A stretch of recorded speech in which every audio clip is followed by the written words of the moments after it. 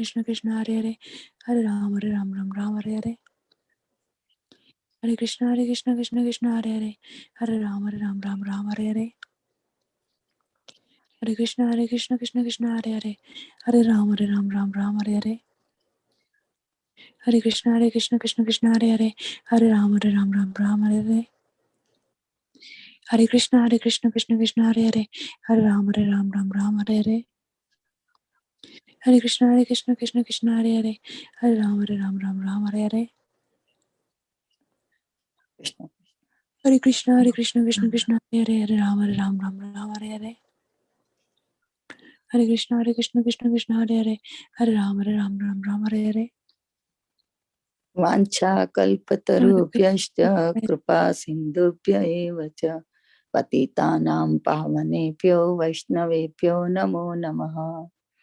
अनंत कोटि वैष्णव वृंद की जय। नामाचार्य श्रील हरिदास ठाकुर की जय।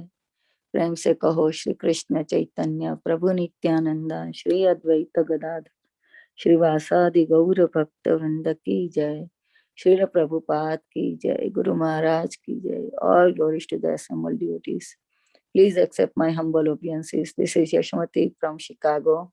Once again welcoming all of you to the attend the mid-morning japa session. I thank all of you for attending this session and giving your beautiful association. Please forgive me for interrupting your ecstatic chanting. Let us move to our next part of the session, which is Sri Caitanya Bhagavata by Vrindavan Das Thakur. May I know who all have joined the call this morning, please, Mataji? Hare Krishna Yashamati Mataji, please accept my humble obeisances. Srila Prabhupada ki jai, Guru and Gauranga ki jai. This is Shivani from Ashburn, Virginia. Hare Krishna.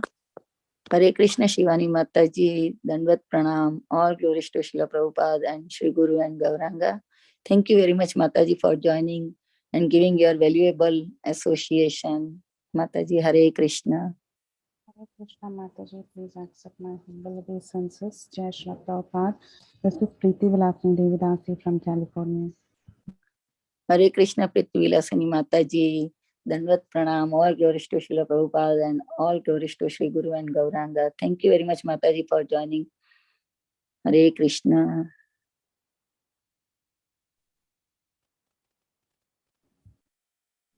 Thanks to all for the very beautiful chanting, and also wanted to thank Sudevi for chanting. Yeah. She was doing very, very nice chanting. Hare Krishna Mataji. How old are you, Beta? 6. 6 Oh, and wow. Hari Bol. Very nice chanting.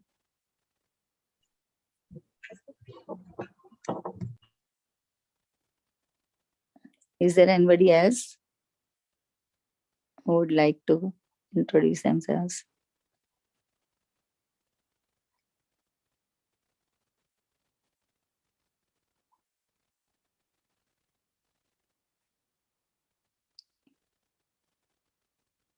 Hare Krishna.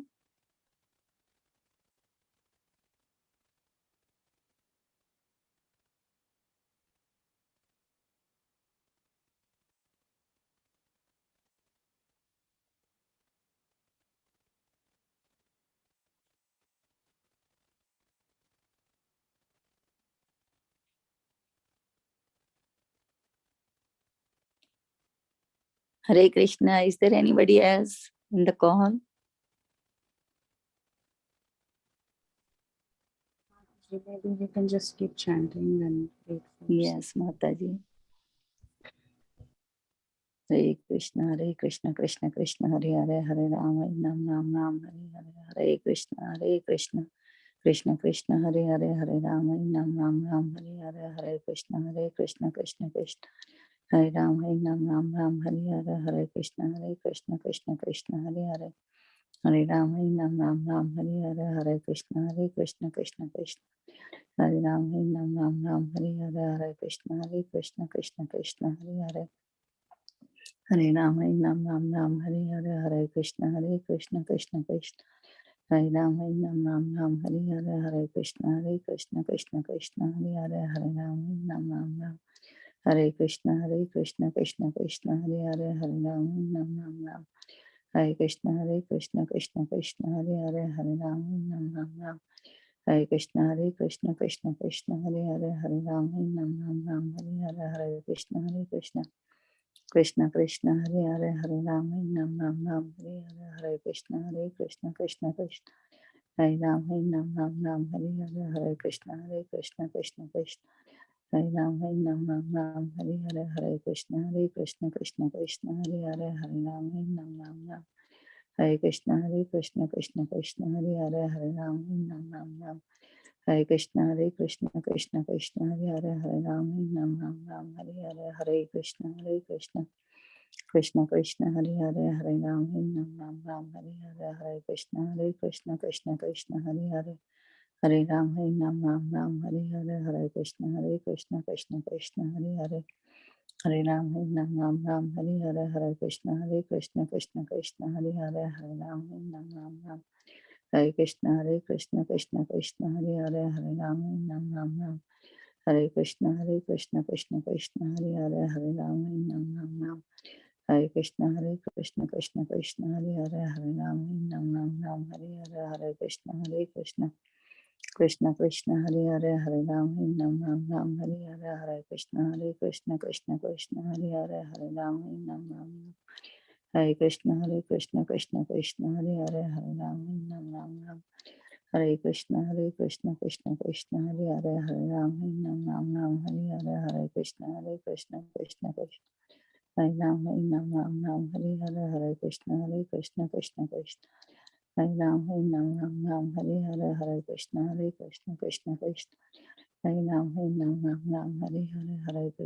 Krishna Krishna, Hare Ram, Ram, Hare Hare, Hare Krishna, Krishna Krishna, Hare Hare, Hare Ram, Ram, Hare Krishna, Krishna Krishna, Hare Hare, Hare Ram, Ram, Hare Krishna, Krishna Krishna, Hare Hare, Hare Ram, Ram, Hare Hare, Hare Krishna, Krishna Krishna, Hare Ram, Ram, Hare Hare, Hare Krishna, Krishna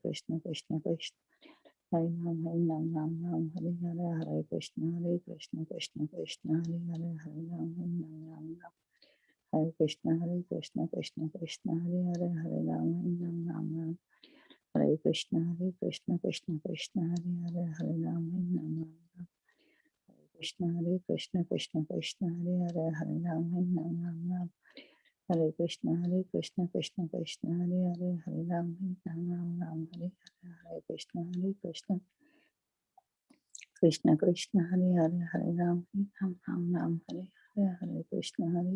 Krishna Krishna, Hare Ram, Ram, Hare Hare, Hare Krishna, Krishna Krishna, Hare Hare, Hare Ram, Ram, Hare Krishna, Krishna Krishna, Hare Hare, Hare Ram, Ram, Hare Hare, Krishna, Krishna Krishna, Hare Hare, Hare Ram, Ram, Hare Hare, Hare Krishna, Krishna Krishna, Hare Ram, Ram, Hare Hare, Hare Krishna, Krishna Krishna, Hare Ram, Ram, Hare Hare, Hare Krishna, Krishna Krishna, Hare Ram, Ram, Hare Hare, Hare Krishna, Krishna Krishna, Ram, Hare Hare, Hare Krishna, Krishna Krishna,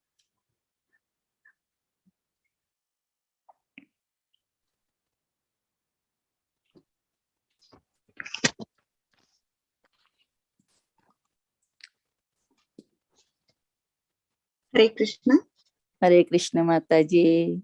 Hare Krishna. Sorry, Mataji, for the delay. Dandavat Pranam, all glories to Srila Prabhupada and Shri Guru and Gauranga. Thank you very much for joining, and we are waiting for your class very eagerly. Yes. Thank you, Hare Mataji. Krishna, Hare Krishna, Mataji, Dandavat Pranam, Srila Prabhupada Ki Guru Maharaj. Hare Krishna. Hare Krishna. All right, let's get started. Welcome to Bhakti Sangha Japa. Welcome to Bhakti Sangha Japa group. Today we are fortunate to have Her Grace Radhika Kasturi Mataji on the topic of Sri Caitanya Bhagavata Adi Khanda, chapter 7, verse number 17 onwards. So thank you very much, Mataji. Dandat Pranam. All glories to Srila Prabhupada. All glories to Guru Maharaj. Thank you very much for giving your very, very valuable time and association to us in this morning and enlightening us on this topic. Now I hand over the call to you, Mataji. Hare Krishna. Hare Krishna. Thank you, Mataji. Thank you so much. Sorry for the delay, and let's get started. Om Ajnanatimirandasya Jnananjana Shalakaya Chakshurunmilitam Yena Tasmai Shri Gurave Namaha Shri Chaitanya Manobishtam Stapitam Nena Bhutale Swayam Rupa Kadamahyam Dadati Swapatantikam Vandeham Shri Guru Shri Yuta Padakamalam Shri Gurun Vaishnavamscha Shri Rupam Sagrajadam Sahagana Raghunatanvitam Tam Sajivam Sadvaitam Savadutam Parijana Sahitam Krishna Chaitanya Devam Shri Radha Krishna Padan Sahagana Lalita Shri Vishakam Namo Vishnu Padaya Krishna Prashtaya Bhutale Shri Mate Bhakti Vedanta Swami Iti Namine Namaste Saraswati Deve Gauravani Pracharine Nirvishesha Shunyavadi Pashaita Deshatarine Jai Shri Krishna Chaitanya Prabhu Nityananda Shri Advaita Gadadara Shivasadi Gaura Bhakta Vrinda Namo Mahavatanyaya Krishna Prema Pradayate Krishnaya Krishna Chaitanya Namne Gaura Tukshe Namaha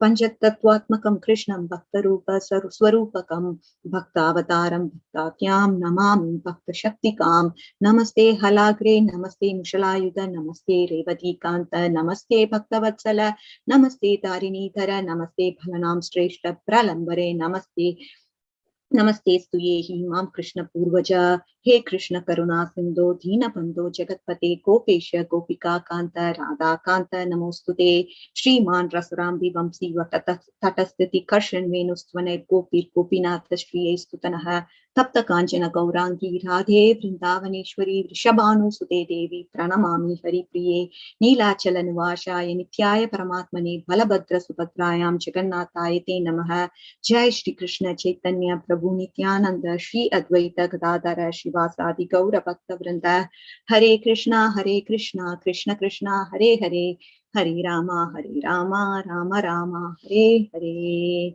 Srila Prabhupada ki Jai Chaitanya Mahaprabhu ki Jai Gaura Bhakta Vrinda ki Jai. So thank you dear devotees for today's call. And thank you, Preeti Vilasini Mataji, for this opportunity to present today in the Bhakti Sangha Japa conference on the theme Caitanya Bhagavata Adi Khanda, chapter 7, verse number 17. We can get started. Let me share my presentation with you.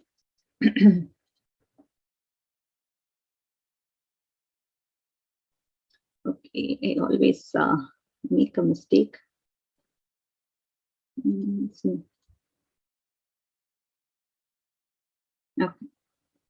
Are you all able to see my screen? Oh, and is my voice audible as well? Yes, Mataji. Okay, great. All right. Jagat Pramata Dana Putra Vidya Rase Vaishnavati Kile Matre Sabhe Upahase. Translation. The people of the world were mad for enjoying wealth, children, and education. So we are actually seeing a different move now. What is going on? What is happening in the Navadvip area? So we are having a transition from what Vishwambar was doing, and then now we are seeing how the move of the people in Navadvip is. So there's going to be a contrast, how people are behaving and what sort of behavior they have. That is the theme of today's context. So we'll be going through a few verses, trying to understand the translation and commentary, and then obviously discuss about the essence of the themes from these verses. So this is what we'll be doing in today's class. English translation. So the people of the world were mad for enjoying wealth, children, and education. Whenever they saw the Vaishnavas, they would ridicule them. So commentary. Mundane people work hard for what? For achieving wealth, children, education. And when they do not see such propensities in a Vaishnava, they deride him. Deride meaning ridicule him. So this is what is happening. Next verse. Aryatara japade sabha Vaishnavade kiya yati sati tapaviyo ye Maria. Translation. They would compose blasphemous rhymes and recite them when they saw a Vaishnava. They challenged, what is the use of being a sannyasi, a chaste wife, or a tapasvi? They also must die. This is what the blasphemers do. They even composed rhymes. Can you believe to the extent they went to blaspheme them? They did not just ordinarily use the words. They composed rhymes and recited them in order to blaspheme them. And they challenged, hey, what is the use of you being a sannyasi or a chaste wife or a tapasvi? You're also going to die. You also have a body and you're going to perish. So what's the difference? So commentary says, whenever they saw a pure Vaishnava, they would tease them with the poems that they had composed. They even said that the performance of religious duties by sannyasis, chaste women, and aesthetics are all useless. In spite of accumulating great piety, they cannot save themselves from death. Are you able to escape from death? If it's not possible, then why are you doing all these?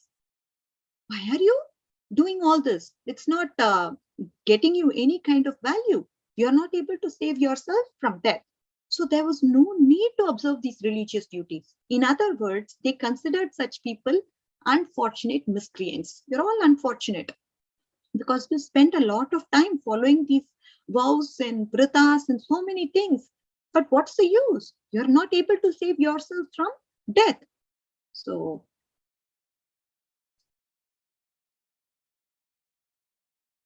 I don't know how to actually manage these screens. Okay. Tare bale sukriti ye dole guda chade dasa bhisha chana yara age pachirade. Translation. We consider someone pious if he can ride on a palanquin or a horse surrounded by 10 or 20 people. This is what pious is. What is pious people have? They have lot of these people, they ride on a palanquin and horse that is surrounded by 10 to 20 people. That is when I see this person is fortunate or pious. Commentary. On the other hand, they considered a fortunate person as one who takes pride in his opulence as he rides on a horse or palanquin surrounded by many servants and associates. So a person, if he has to be carried in a palanquin, then, obviously it shows how opulent this person is. So many people are there to carry him and help him out, So this shows how opulent this person is. And also indirectly, he shows how much wealth I have. Indirectly, we can see his prideness. So this is what is the commentary. Next verse. Etayi koshani pavikarah krandana tabutara dharidraya dukkana haya kandana. Translation. You all cry for the Lord with love and devotion, yet you remain poverty-stricken. Commentary. The word bhave means with intense love, and the word gosani is a respectful address to the Lord. At the time of chanting Krishna's name, tears of love flows from the eyes of his loving devotees. The aesthetic karmis, they are eager for sense enjoyment, and they are always offenders at the lotus feet of the holy names, and did not accept such flow of tears as a symptom for love of Krishna. Rather, they ridicule the chanting of Krishna's name and shedding of tears as useless, because they thought that by chanting Krishna's names, the devotees were not able to attain the insignificant and irrelevant fruit of freedom from poverty. So you guys are not able to elevate yourself and become opulent. You are shedding tears, but what's the use of shedding tears? You are chanting the holy names of the Lord with shedding of tears. But they don't understand it's a symptom of love of Lord Krishna. Such an elevated thing, such an auspicious thing, but they are ridiculing them. Oh, you're chanting Krishna's name, you're shedding tears, all of them are useless. And this is how they are blaspheming the Vaishnavas. In other words, the devotees were not able to achieve material prosperity and happiness by counteracting their poverty with the help of the holy name, which is non-different from the eternally worshipable Lord Krishna. Of course, they don't understand the holy name is non-different from Lord Krishna. Of course, we ourselves as sadhakas, we are trying to obviously get into the mindset of trying to see the fact that the holy name is not different from Lord Krishna. We are all trying every day, because when we chant, we know how sincerely we are chanting the holy names of the Lord. When we have distractions, that means we are not putting Krishna in the center. We are keeping ourselves in the center, right? So we are trying to understand in reality what that actually means by chanting of the glories of the holy names of the Lord. But these people, obviously, they don't even have that theoretical understanding. Those atheists commit several offenses at the feet of the holy names by their faithlessness. In other words, the devotees were not able to achieve material prosperity and happiness by counteracting their poverty with the help of holy name, which is non-different from Lord Krishna. So these people, you are all saying this holy name is not different from Lord Krishna, but are you able to counteract your poverty? Are you able to come to an elevated status of having some material opulence? Are you able to achieve material prosperity? No. Then that's all useless then. What's the use of you guys crying with tears when you chant the holy names of the Lord? So this is all due to faithlessness. Those atheists committed severe offenses at the feet of holy names by their faithlessness. This is definitely not a good idea, isn't it? So they are doing this kind of blasphemy to the devotees of the Lord. Ghana ghana hari hari bali chada dhaka krudahaya goshani shunile bhada dhaka. Translation: you loudly and repeatedly chant the name of Lord Hari, but he becomes angry when anyone chants his name, loudly chants his name. You should whisper. So they were like, oh, how can you loudly chant the holy names of the Lord? These atheists would say that if one always loudly chants the holy names, the Gosani or the Lord would be displeased. He will be displeased. So should not chant the holy names of the Lord loudly. Okay. Ei mate bhole Krishna bhakti suni jane, suni maka dukha paya bhagavata ghane. Translation: people who are devoid of devotion to the Supreme Lord would speak to the Vaishnavas in this way, and the devotees felt great sorrow on hearing such things. This is definitely not tolerable to any devotee, isn't it? Such is the blasphemy of these atheist people. So much they do to blaspheme the glories of the holy names of the Lord, to defame the bhaktas who are chanting the glories of the holy names of the Lord. So this is something that the Vaishnavas were not able to tolerate or hear such things. Tavo na sune keha Krishna Kirtana dhakta deki sakala samsara anukshana. I'm sorry, the meter may be wrong here and there. The sound of chanting of Krishna's name could not be heard anywhere, as everyone in the world continuously burned in the fire of material existence. So this did not go into people's heart, the chanting of the holy names of the Lord, because they were kind of too much into this material world. They were not able to see the spirituality because of their faithlessness, because of their blasphemy towards Vaishnavas and the holy name. They are not able to see. Even though the holy name is potent, they are not able to see because of their continuous absorption in this material existence. Kodukha bhadapaya vishwarupa bhagavan nasune abhishta Krishna chandera akyana. The Supreme Lord, Sri Vishwarupa, was most distressed because he did not hear any glorification of the worshipable Lord Krishna. So for devotees, Tushyanticha Ramanticha, they always want to hear the glories of the holy names of the Lord. They always want to discuss Krishna Katha, enjoy in the company of devotees, have a nice time discussing about glories and enjoying the pastimes of the Lord, isn't it? But Vishwarupa was not able to see any of this in this kind of atmosphere where he was in. He was surrounded by a lot of atheistic people, and they were all defaming Vaishnavas and the holy names. This was something he could not take it. Any Vaishnava will feel distressed, isn't it? Looking at the ignorance of people, looking at how poverty, how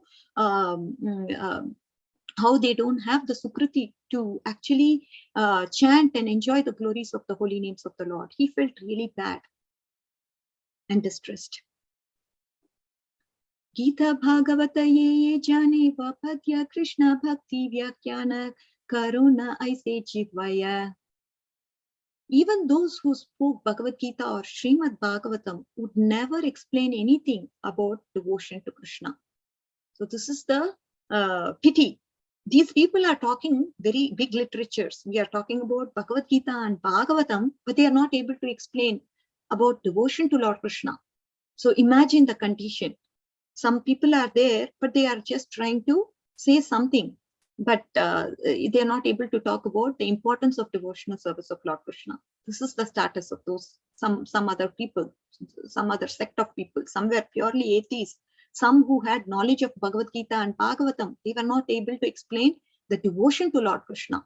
The so-called learned professors who had no devotion for Vishnu taught Srimad Bhagavatam and Bhagavad Gita, but they never explained the importance of devotional service to Krishna. Being overwhelmed with pride from material education on the basis of these scriptures, they taught religiosity, economic development, and sense gratifications to the sense enjoyers, and liberation of merging in the impersonal Brahman to the renounced Mayavadis. Whoever wanted sense gratification, they taught them sense gratification on the basis of scriptures. Can you believe it? This was due to their pride from material education. You know what? I'm such a learned scholar. I can, memorize or say Bhagavad Gita, all the 700 verses. Something of that sort. They didn't understand the essence of Bhagavad Gita or Bhagavatam. If they understood the essence, then they would have spoken about the importance of devotional service to Lord Krishna. That is why the commentary says the so-called learned professors, they are not learned. And whoever wanted liberation, then they were actually, guiding them to merge in the impersonal Brahman. Again, these people are renounced Mayavadis.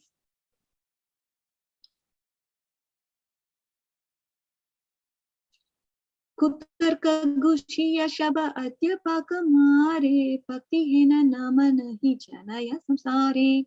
The teachers wasted their lives in useless arguments. People of the world had not even heard the name Bhakti. So when you have such people around, obviously, is your argument better or my argument better? But again, it's all in the game of mundane discussion, right? You're not talking anything about bhakti because they have not even heard what bhakti or devotional service is. Simply in useless arguments, they have wasted their lives. Such is the condition of those people. Very, very pitiable. Advaitacharya Yata Bhakta Gana Jivera Kumati Deki Karaya Krandana. Thus the devotees headed by Advaita Acharya simply cried upon seeing the atheistic mentality of people. Of course, they were not able to tolerate. Vishwarup was not able to tolerate. Srila Advaita Acharya, he was not able to tolerate. They all cried upon seeing the atheistic mentality of these people because they can understand whenever they are going to turn away from Krishna, what is going to happen? Suffering is going to come to us. They're able to foresee how much misfortune is going to come to them because they are turning away from Lord Krishna, because they are blaspheming the Vaishnavas and the holy names. How much misfortune are they going to get? They can definitely see, and they are not able to tolerate, and hence they are to show their compassion. They cry upon seeing those people with atheistic mentality. This is the mood of our great devotees. Dukhe Vishwarupa Prabhu mane mane gane na dekhi baloka mukha kaliyana vane. In such a distress, Vishwarup considered, I will not look at the face of these materialistic people. Rather, I will go to the forest. It's better. Because whatever we associate it with, that is what we become, isn't it? If we are always surrounded by the association of good people, then obviously we are going to develop good qualities. If we are obviously going to chant the holy names of the glories of the holy names of the Lord, then we are going to get the qualities of the Lord, isn't it? So when this is the understanding, whatever we associate with, that is what we become. So this association in the form of books, association in the form of people, association in the form of scriptures. Everything helps a person. So it's very important to keep our mind clear. What do we associate with? Whom do we talk to? Whom do we discuss Krishna Katha with? Are we discussing it with the Mayavadi? Are we discussing with the devotee who relishes? We need to have that delineation and discrimination when we actually associate. So this is the point. Usakale Vishwarupa Kari Ganga Snana Dvaita Sabhya Sihaya Upasthana. Every morning, Sri Vishwarup would take bath in the Kanchis and then go to the gathering at Advaita Prabhu's house. So this is the mood of a devotee. Wherever there is some gathering, wherever devotees are, he would want to go there and participate in that. Right? Vishwarup, Srila Vishwarup, he did that. Every morning he did that. Sarva Shastra Vyakyanena Krishna Bhakti Sara Suniya Advaita Sukha Karena Hankara. Vishwarup established devotional service to Lord Krishna as the essence of all scriptures. On hearing his explanation, Advaita Prabhu roared with happiness. So we see this as an example, isn't it? How devotees, when the devotees actually speak Krishna Katha or some sort of topic about devotional service to the Lord, which is the essence of all scriptures, what happens to the devotees who are very pure at their heart? They actually become very happy. So when we carry the materialistic mindset, then what happens? If one devotee speaks nicely about glorifying the Lord, this guy might feel he just came into Krishna consciousness. How can he do such a good job? He might start, oh, I'm better than him. I have to prove that. I have to do another Krishna Katha and show him how great I am. When we carry this materialistic mindset, this is what would happen. Even though he's a devotee, he's really behaving in a very low standard. How our consciousness is, it will be blatant to us. We will think the other devotee doesn't know what I'm thinking in my heart. But we can know, Krishna is there in our heart. He knows that. And we can even feel it. These anarthas are there in our heart. At least, if we realize what our anartha is, we have to pray to the Lord. Krishna, please help me overcome this anartha. Right? We may have this anarthas because we are all coming from this materialistic mindset, entering into the aspect of devotional service, trying to swim in this ocean of trying to swim here. But when we are not able to swim and when we don't have sufficient balance, then we call out and help, ask Vaishnavas for help, ask Krishna for help, pray to him. Because somehow we have to cross this ocean, right? And for this, all these things that we have in terms of me, mine, the selfish mentality, the anarthas, all this has to go away. Only then we are eligible to go to the spiritual world. So we must always keep that running in the background. How is my consciousness? Even though others don't know about it, we have to check for ourselves to see how am I acting, reacting? What are my thoughts? What are my actions? So we definitely have to follow and try to, as much as possible, pray to Krishna. If you're not able to overcome your anarthas by yourself, pray to Krishna sincerely and Krishna will definitely guide us in the right way. So now my plan for today is, so we've gone through a set of verses. Again, we have to always keep asking ourselves, what is the essence? What am I learning from this? What is my takeaways from today's class? When we ask that question, we should have some solid points as takeaways, isn't it? Because that is the purpose of Krishna Katha. We have to keep hearing Krishna's glories and the essence has to be understood in a thorough manner. So I plan to discuss this theme in depth so that we can all understand the essence of the verses that we have spoken about. So, all right, so let's get started with the essence and go through some themes from various scriptures. I have quotations from Srimad Bhagavatam. I have quotations from Caitanya Bhagavata. I have quotations from Bhakti Sandarbha. So we will get into it and understand what is the essence of the theme and how am I to act as a Vaishnava. And so that way we will maybe benefit from today's class. Okay, so from Bhagavad Gita, if you look at this verse, Yanisha sarva bhutanam tasyam jagrati samyami yashyam jagrati bhutani sanisha pashyato munehe. What does this verse say? What is the night for all beings is the time for awakening of the self-control. And the time of awakening for all beings is the night for the introspective stage. When this particular devotee, he chants the holy names of the Lord for however long, maybe at a minimum 2 hours, he chants the holy names of the Lord. And this materialistic person who sees this person chanting the glories of the holy names of the Lord, what does he feel? Why is this fellow wasting his time? I really don't understand. He's waking up early in the morning and trying to chant the names of the Lord, that too just not for 5 minutes or 10 minutes, but 2 hours? Oh my God, such a waste of time. This is what a materialistic person will think. So there is definitely, Bhagavad Gita also supports this theme from what we learned in today's verse. Like that, these blasphemers, they were trying to, what were they trying to do? They were trying to obviously criticize and ridicule these Vaishnavas. Isn't it? Oh, what are you doing? You are still in this poverty condition. You are not even becoming opulent. You cannot overcome death. What are you guys doing? See, whatever you're doing, it's all useless. So our Bhagavad Gita also supports this verse. When people ridicule us for our practice of devotional service, then that means we are doing the right thing. This is the understanding. Because a devotee knows devotee's heart. A materialistic person cannot understand what a devotee is doing. Because this happiness, the inner satisfaction that we get, the devotee only can feel that. This is the understanding. All right.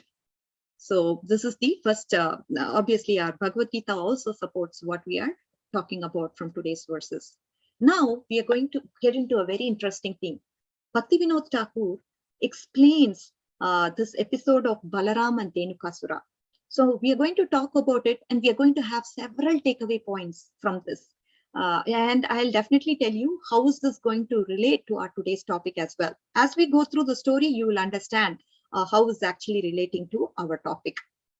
Okay, so let's understand what Srila Bhaktivinoda Thakur is trying to tell us. He explains when Balaram kills Dhenukasura, he's just not killing a demon in Vrindavan. But this is the spiritual master. He's actually killing the material mindset in us. The material mind is, first of all, what is it? The mind that operates with black and white categories. It's just, oh, this is black, this is white. Purely logical. It thinks like that only. It doesn't, this is not practical. What are you trying to do? This is what our material mindset is. To understand spiritual philosophy, one has to actually rise above to a higher level. So Srila Bhaktivinoda Thakur, he explains the spiritual master should actually help us understand or maybe get rid of these material concepts concerning 3 things. We are going to discuss what those 3 things are. These 3 things are due to the materiality of our mind. And it is inevitable that a man actually forms these material concepts regarding the nature of the soul. He forms what are the 3 things we are going to talk about? This materialistic person with a materialistic mindset, he forms material concepts about the nature of the soul, nature of God, and nature of the holy name. Okay, these are the 3 things. When a person actually comes into Krishna consciousness, it is these 3 ideas about the soul, about God, about the holy name that actually lead to an offense. So there are these are the ones that is going to actually stop a person from progressing further. Because I come and I ask this question, who am I? What is the idea of myself? A man, he considers himself to be the body, isn't it? One way or the other, he considers himself to be the body. Srila Prabhupada, if you look at him, he again and again repeatedly said this. He was not lazy to say this at all. He kept repeatedly saying the statement, you're not the body, you're the soul. Why? Because we haven't figured it out. The answer is very simple. We may have learned this phrase by heart in our, it's there in our heart.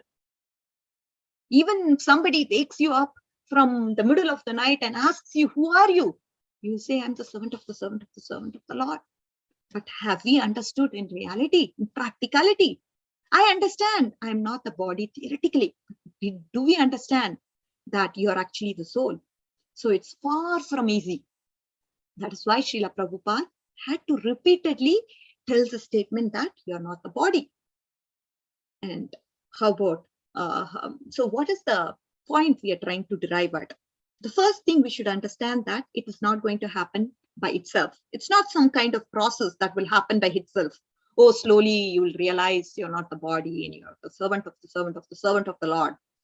So this actually happens due to the mercy of our spiritual master. Spiritual teacher is the one who's going to help us understand, to help us get rid of our material mindset, get out of this material mind, because we identify strongly with our material mind. And this mind strongly identifies with the body. So our spiritual master is the one who's going to shed his mercy upon us and help us understand that we are not this. All right, so this is about the soul, the nature of the soul. The second concept that we are going to see today is with regards to material conception of God. Who's God in terms of material concepts? Who is he? Oh, where does he sit? Oh, he's there sitting somewhere. He probably has long beard, very old, has white hair somewhere, sitting somewhere. You know what? This person with a material mindset, he also thinks this person who's having this long gray hair, whitish grayish hair, he sits somewhere. This person is limited. You know why this person is limited? Because he has a form. When our material mind turns on, we just operate logically, because whatever has a form should be limited. This is what our material mind says. If somebody is there, if somebody has a form, that person must be limited because he has a form. The material mind cannot understand how Lord can have a form at the same time be unlimited. This is the speciality of the Lord. He is inconceivable. In order to understand and accept, we need the guidance of spiritual master again. We need his love. Only from his love we'd be able to understand that, obviously this person who has a personal form, he has this form, but he's unlimited. This conception of God can be understood again by the mercy of our spiritual master. The third concept that we need to understand is the nature of the holy name. Again, it involuntarily arises in our minds. When we chant the holy names of the Lord, what is the sound? The sound seems like a material sound. I can pronounce the sound with my throat. I can speak it out with my throat. But again, can we understand? Can you say the holy name with your throat? Can a person understand? We need the mercy of our spiritual master again. He has to give us this feeling, this intuitive feeling that Krishna is non-different from the holy name. Because again, when we get distracted, coming back to our conversation, when we get distracted, who's our center? Our center is us. Because we are thinking about things that are relevant to us. We are not having Krishna in the center. The spiritual master is the one who would help us understand who has to be kept in the center. It is Krishna who has to be kept in the center. He has to help us understand and realize that this holy name is not different from the Lord. This holy name has so much potency. This holy name is not a mundane sound. It is transcendental sound directly descending from the Goloka Vrindavan, right? Through our parampara. This is no ordinary sound. This has to be ingrained and intuitively felt by a devotee only through the mercy of our spiritual master, right? Again, when we take the quote of Padma Puran, it says, Abhinatwan Nama Namino, Nama Chintamani Krishna Caitanya Rasa Vigraha, Purna Sudhyo Nitya Mukto Abhinatwan Nama Namino. This is what Padma Puran says. It's not different from Lord Krishna. So the point here that we're coming back to the story of Dhenukasura, our material mind is like Dhenukasura. Again, this material mind has to be killed by whom? Balaram. He is the personification of our spiritual master. It is such a stubborn thing, because the main quality of a donkey is what? Stubbornness. So the material mind, it hums us, it just tells us all the time, yeah, this is right, that's right, this cannot be, that cannot be. There is so much argument that happens in the material mind. The material mind, again, we are going to talk about the three qualities of a donkey, which is actually going to be compared to the three anarthas, or the three aspects of our material mind. Very, very interesting. Everybody can relate to these three aspects, or the three anarthas, and how they actually relate to the quality of a donkey. So this comparison that our Srila Bhaktivinoda Thakura has given us is going to definitely help us understand this materialistic mindset. So let's get into the topic. First aspect of the material mind. What is it? What does a donkey like to do? Donkey likes to work. Yes, you got it. If you had that in your mind, obviously you got the right answer. So the donkey, it likes to carry a lot of luggage, because donkey thinks, oh yeah, if I do a good job, then my master will give me something, right? They'll give me carrots, they'll give me some fruits and vegetables, I don't know what. But the material mind, that's what the donkey thinks. And the material mind loves to collect material knowledge. The material mind is so much attached to this material knowledge, just as this donkey is attached to the loads of luggage in him. This load, when you look at the load the donkey carries, it's usually higher than even the donkey itself. Such is the load. So much load. When you go to India, obviously you can definitely witness this.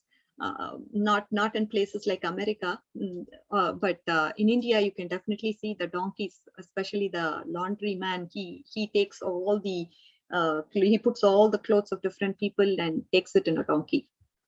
So donkey, he's with the consciousness of a duty.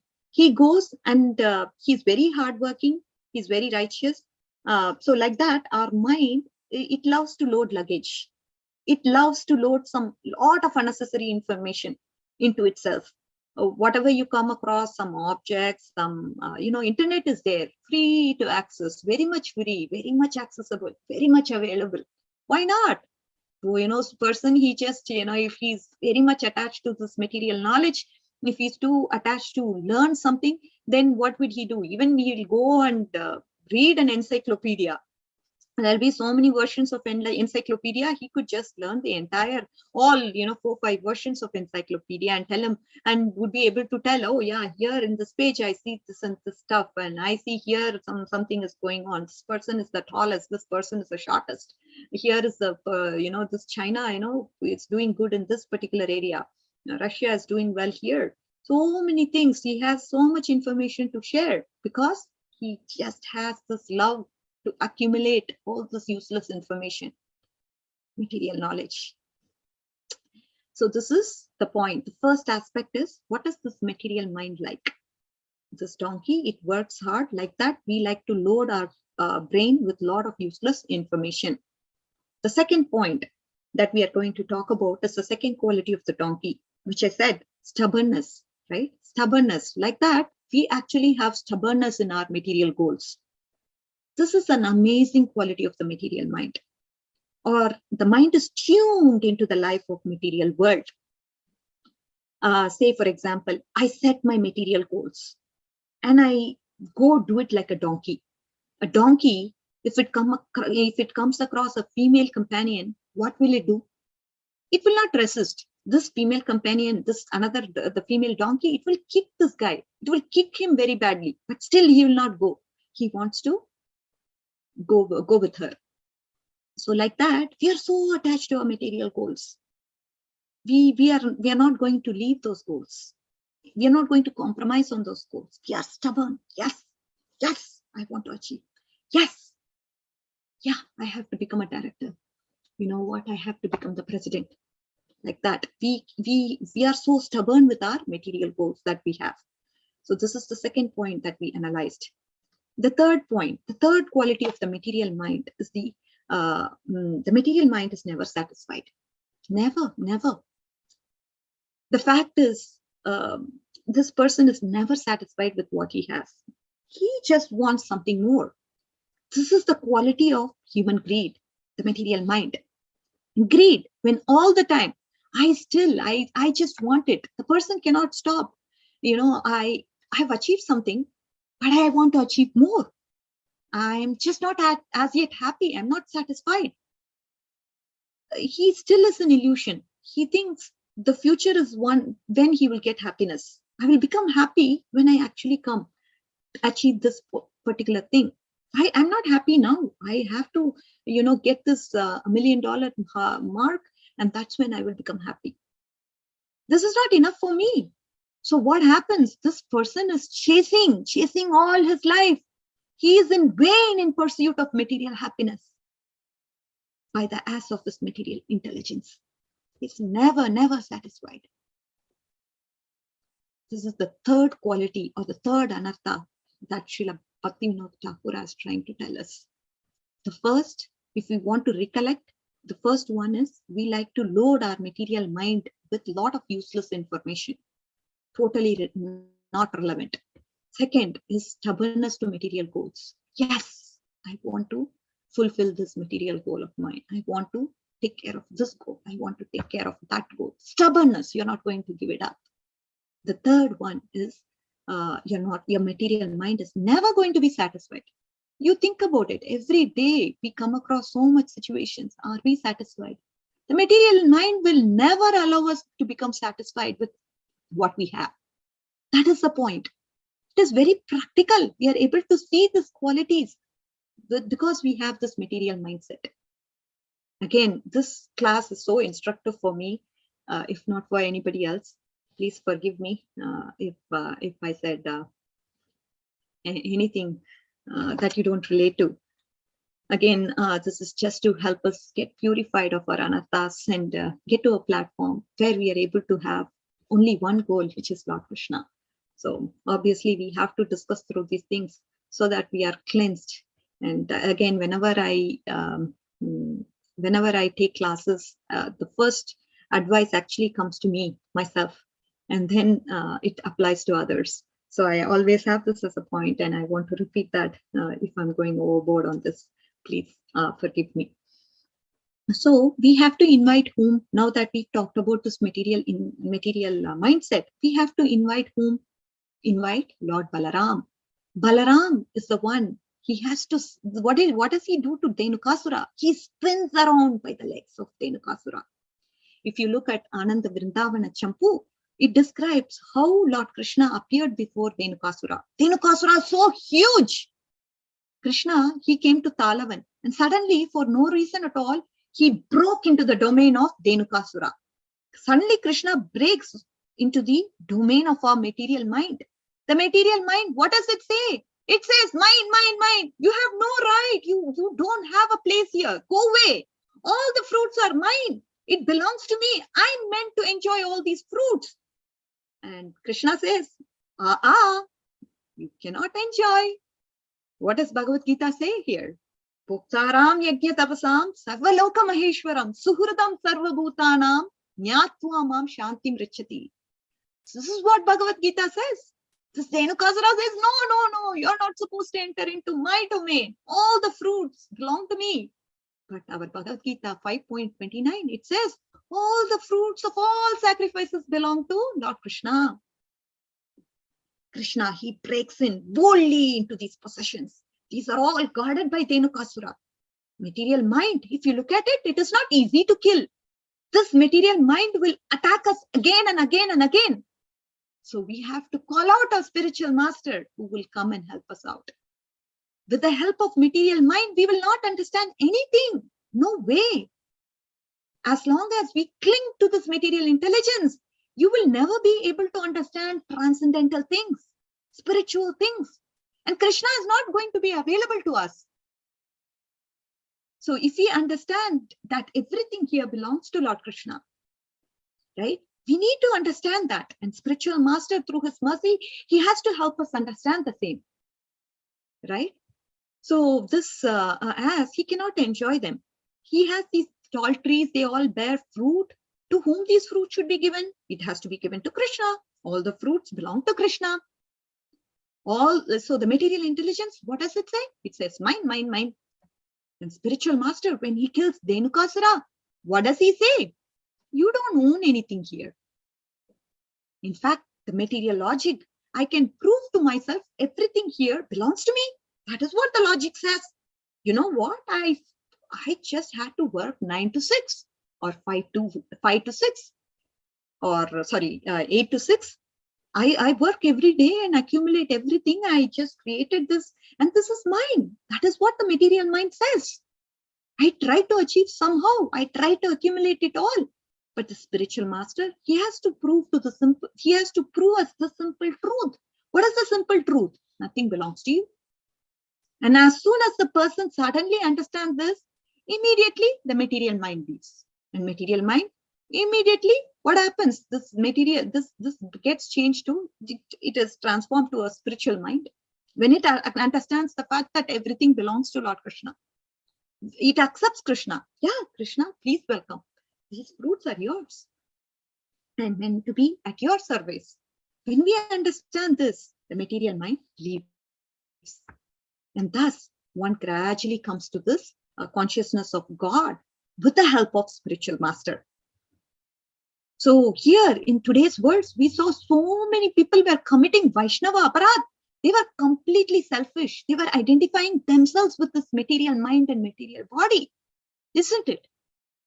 That is why they are not able. See, when you have this material mindset, you are able to think from the perspective of black and white. Logically, you want to go ahead and tackle the situation. You cannot understand anything transcendental because it's above you. It's above your imagination. So this is what was going on with the people in Navadvip. So the atmosphere in which Chaitanya came to earth, the society at that time, we also saw some people actually spoke Bhagavad Gita and Bhagavatam, right? So the problem is that when those orthodox followers spoke those things, they were so passionate about their traditional culture, but they forgot about what is the purpose of this culture, because they didn't talk about the devotional service. The aspect of devotional service to the Lord was not spoken at all. So they forgot the purpose and the essence of what they were talking, because again, commentary said they were so-called learned scholars. Now coming back to Srimad Bhagavatam actually quotes a very important verse. He talks about who a materialist is, and we would be surprised to see who a materialist is. Archayameva haraye pujam ya shraddaye hate na tat bhakteshu chanyesha sabhakta prakrita smrita. 11.2.47. One who worships the image of Lord Hari, shraddaye hate, with faith, with strong faith. But what is he not doing? No, if he is at the same time, if he worships the image of Krishna with faith, but at the same time does not respect who? Vaishnavas or other living person, such a person is sabhakta prakrita smrita. Such a person is a materialist. Even if he worships Lord Krishna with faith, but if he doesn't respect the Vaishnavas, then that person is also a materialist only. This is very important, dear devotees, for us to understand. So even though you may have faith in Lord Krishna, but if you don't respect the Vaishnavas, and if you, so who are we to judge? Krishna is in the heart of everyone, isn't it? Krishna is there. He knows what is the intention of a particular devotee. If we are judging the devotees, doesn't it mean we are actually taking the place of Krishna? I thought this was such a strong point to help us understand we should never judge anybody. That means we should never criticize anybody. Very important, very, very important. So when we are in this process of devotional service, we've been given, we are the best of all, because as sadhakas, we are given an opportunity to be in the movement of Chaitanya Mahaprabhu. That itself is glorious. When we are given this opportunity to be amongst devotees who all are worshipping Lord Chaitanya Mahaprabhu, how fortunate we are. And when we are so fortunate, why should we judge others, isn't it? Because obviously judging, criticizing others, blaspheming others, this is not going to help us in any way. So much trouble we are taking to progress in devotional service. And when we when we are actually committing these aparats, slowly we are coming, falling down. I'm going to talk about the steps of fall down, which is very, very important for us to understand. Now, without any further ado, obviously I was thinking of quoting some stories from Shastras which actually spoke about Vaishnava Aparat. I may not have much time, but at least I want to talk about the stages of Aparat, which is very important. Because what are the stages the person passes through when he starts to commit Aparat? Again, Bhakti Sandarbha by Jiva Goswami clearly lays that steps down for us. So we need to understand those steps so that we don't commit aparat, right? So let's understand what those steps are. So the first one is pride. So pride, what is this pride? Pride is blinded by our righteousness, right? A person considers his opinion to be true. What others think is below his opinion. Whatever they think, that's okay, but that's all below my opinion. Such a person, he unconsciously, what does he do? He puts his own interests above other people's interests. He has such a philosophy. If it's good for me, then it's going to be good for others as well. He doesn't understand, okay, people have their feelings. They will suffer if we don't go with their statements, or at least try to understand their statement. He doesn't understand. He's just deluded by pride. And because of this, there's unconscious negligence to things happens. Okay, so this is the first thing. So pride and unconscious negligence. Okay, second one is, what is the second? This person, what happens to this person? He pulls everything on himself, thinking he's the source of the entire universe. Yes, even for small things, what happens is he has the desire to be first. Oh, you know what? Aarti has come. I have to be offering the lamp to everyone. You know what? I have to offer flowers to the deity.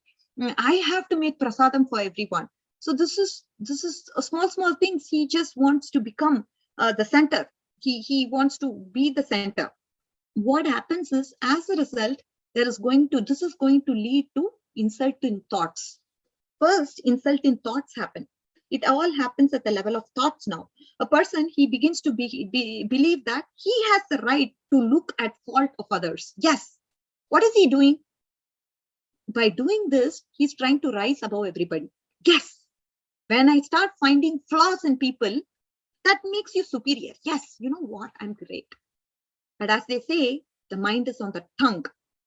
If a person doesn't work on this, on his thoughts, then obviously he will start to offend in words. So first he is offensive in mind. In his thoughts, he starts thinking low upon others. He starts to, just to put everybody down. This guy is lower than me. He's not doing great on these things. He starts finding fault, and to make him feel superior. And then, so as soon as the thoughts come, it definitely comes in action too. It's just a question of time. Okay, probably, depending on how this person is, it might soon transition and he would start to often use verbal abuse. Obviously, if you look at this, these three things can be tackled. There is a chance to stop everything. To do this, we have to work hard, right? You need to constantly analyze your thoughts. That's why it's important how Krishna consciousness is all about how conscious we are. At these levels, everything can be stopped, but we have to definitely work hard and analyze and introspect our consciousness. So when we actually make Vaishnava Aparat, it's very difficult to neutralize the consequences. After insulting the words, okay, now this person, he is at a stage where he has insulted this Vaishnava in words.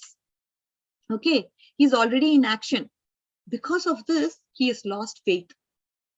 So if you cut a ripe, juicy pear with a sharp blade, what will happen to it? The juice will flow, right? And then it will rot.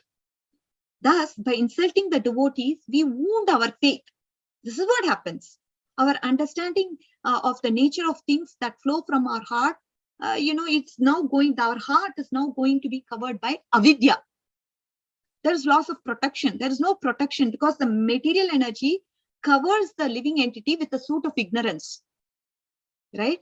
The living entity is completely now immersed in this material energy and does not understand what he has been doing all these years in the process of devotional service, because he's his heart is completely covered by the suit of ignorance. So this way he loses faith in Guru and Krishna. And next stage what happens is appearance of material desires.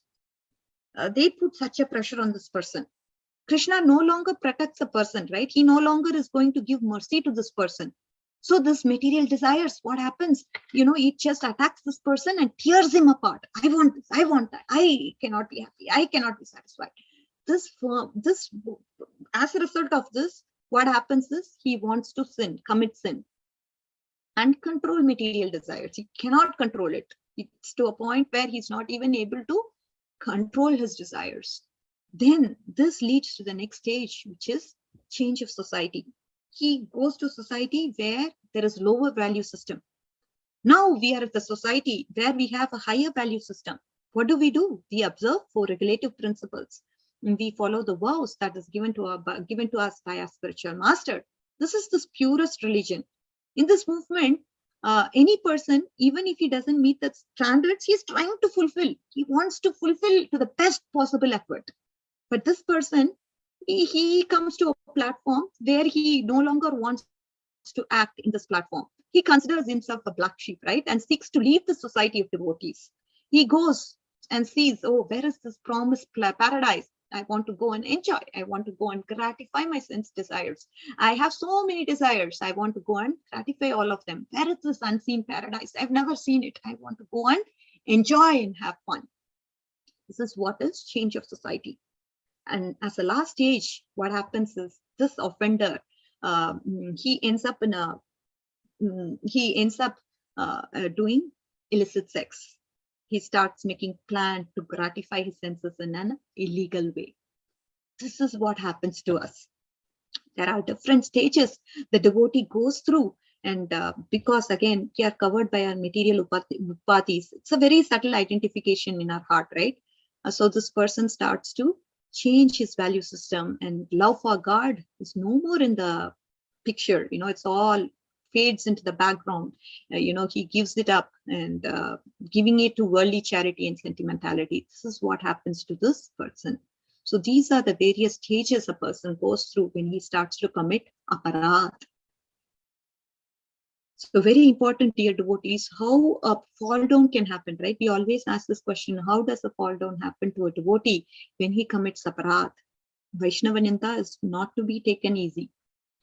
Definitely our scriptures, various scripture sites, various stories to help us understand the fact that you're not going to, your tongue which chants the holy names of the Lord will soon forget the holy names of the Lord when we try to do ninda to others, because all those Vaishnavas are properties of Krishna.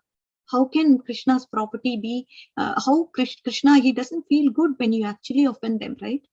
That is the reason he wants to show that affection he has for the devotees of the Lord. And that is why this ninda has to be avoided at all chances. And we are not nobody to judge anybody, right? Krishna is there. He is in people's heart. He will do his work. We don't have to judge anybody. Understand, everybody is going through this process of purification, right? One person can be right one time, another, the same devotee can be wrong the next time. But we can't judge people because Krishna is there to purify him in the course of time. We just have to give this some time, give this person some time so that he can change and reform. Just give some time, because a devotional service doesn't do miracles in a day. We have to wait patiently. There must be utsaha, there must be niksha, there must be dhairya. This process happens gradually. We have to keep reminding ourselves these points over and over again so that we don't commit aparadh, right? Now, coming back to Srimad Bhagavatam, what does that say?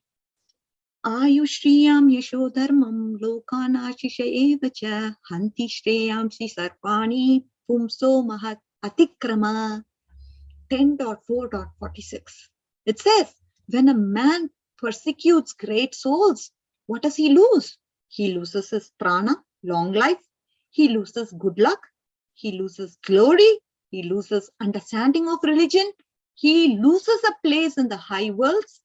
He loses all blessings. And then he loses all other possible goods. This is what happens to a person who persecutes great souls. 10.4.46. 46 from Srimad Bhagavatam. Caitanya Bhagavatam, it says 20.143 to 144. Lord Chaitanya said, simply by hearing the insults against the saints, one perishes and becomes insane.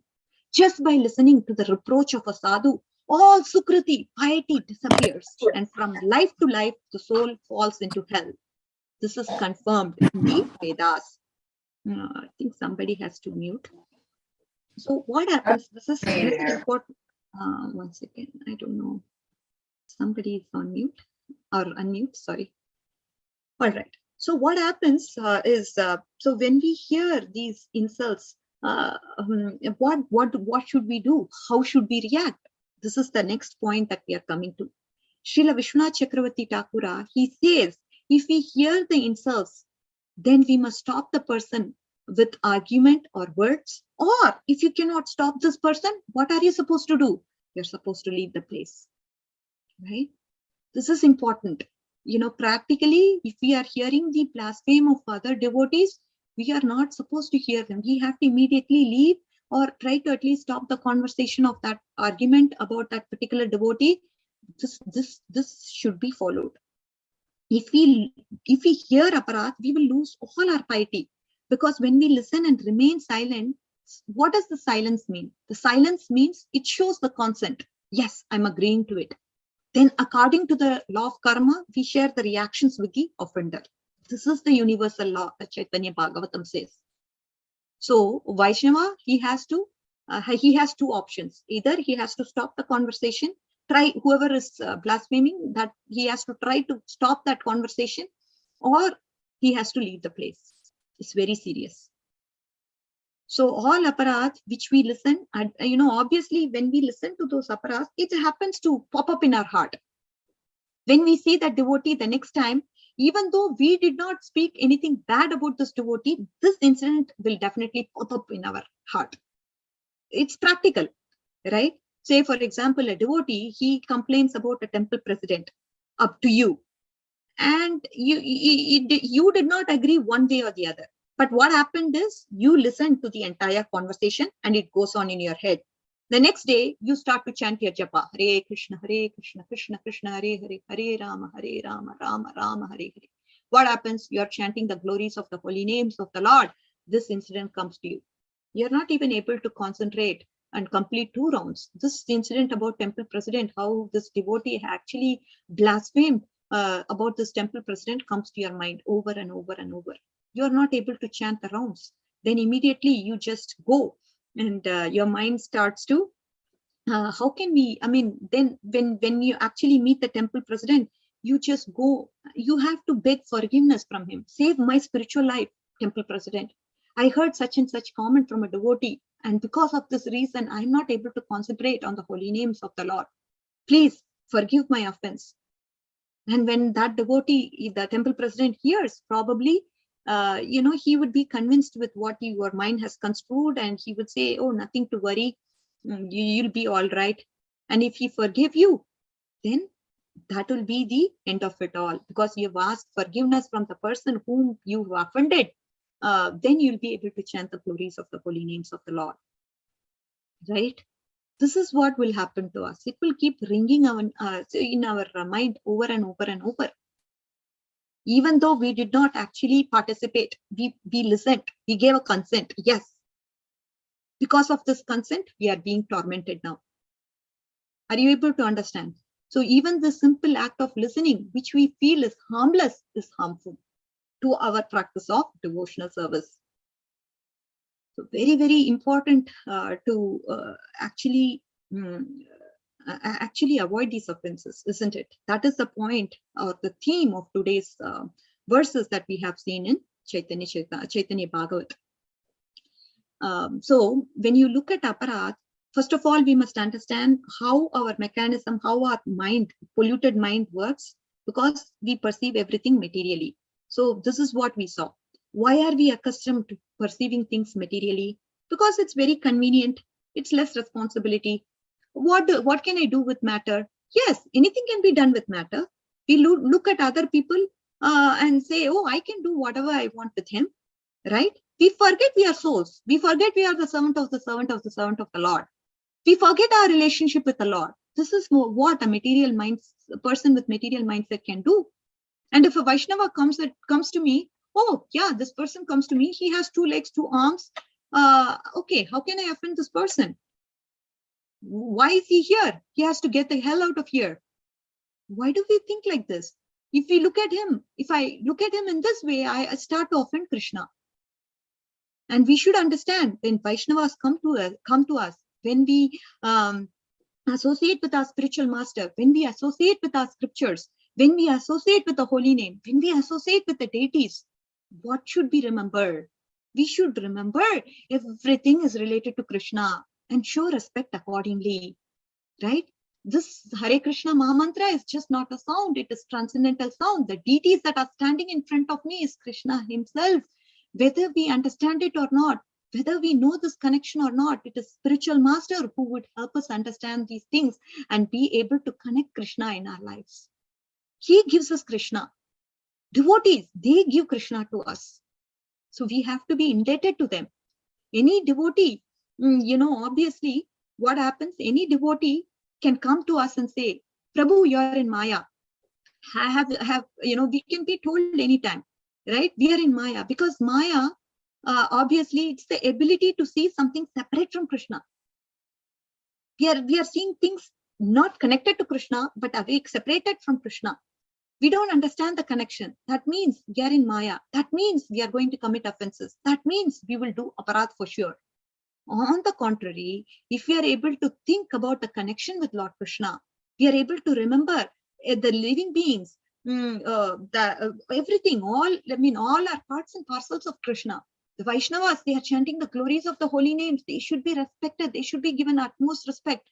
If we are able to connect it with Krishna, then we are not going to commit aparadh. So I will probably end with today's theme with this one point from Canto 3 of Bhagavatam, because Kapila Dev, he dispels everything, all our doubts through this particular verse. Manastani bhutani pranamed bahumanayan ishvaro jiva kalaya pravishto bhagavaniti. So 3.28.34. Kapila Dev, he says, what does it mean to respect everyone?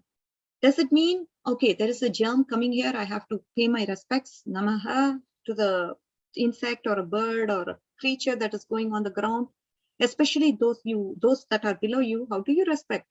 He says, in your mind, you give them respect. Manastani bhutani pranamed bahumanyana manayan.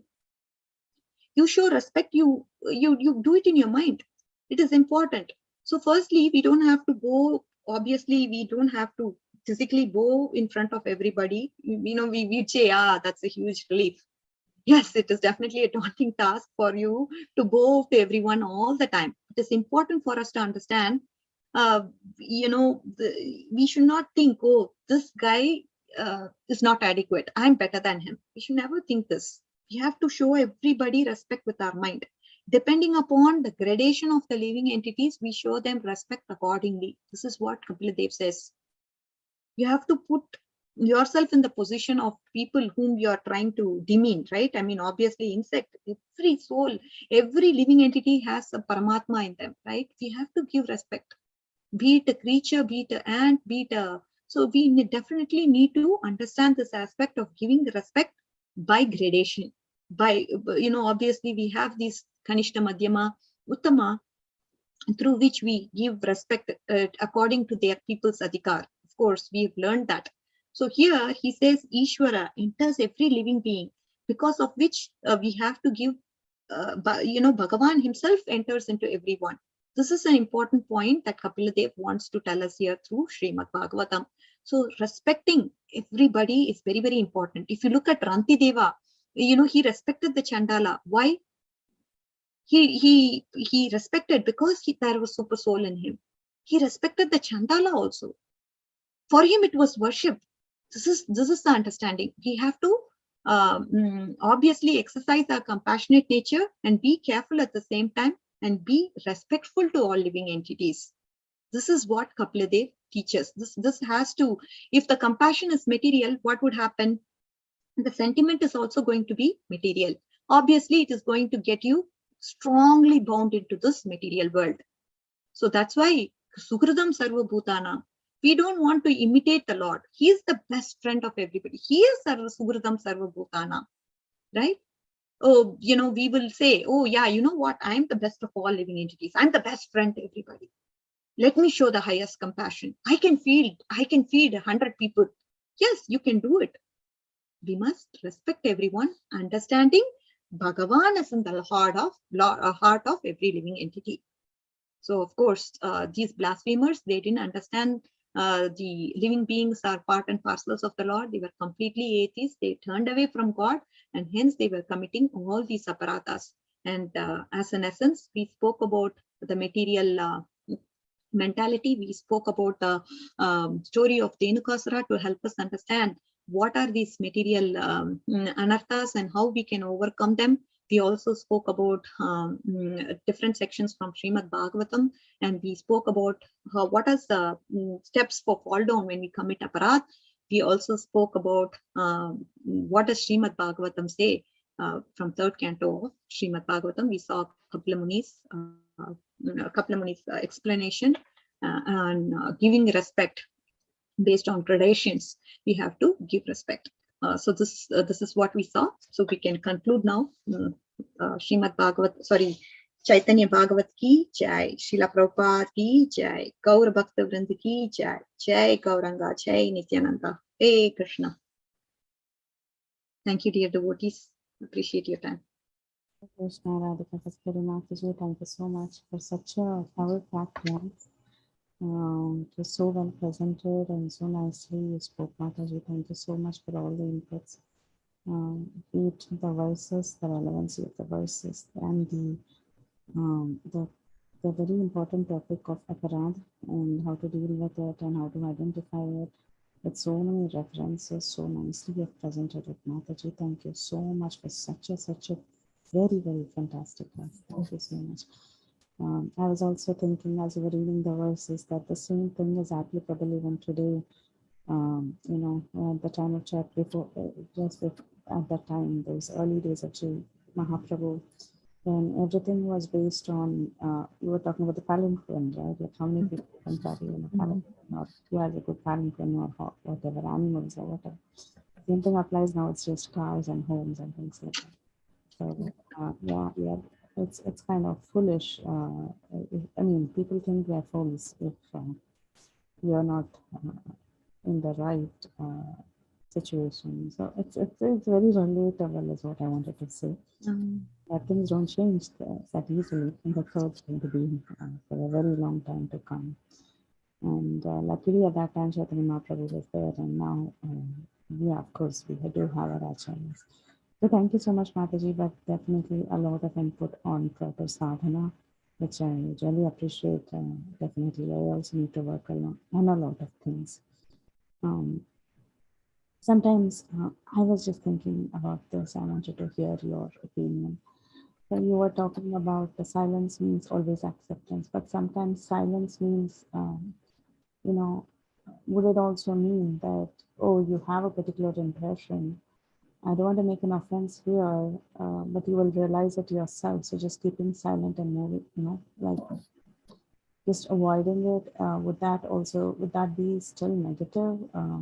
Because most of the times when we are in conversation with the devotees, sometimes, like you said, if it is about some other devotee, then if you're silent, that means you agree with them.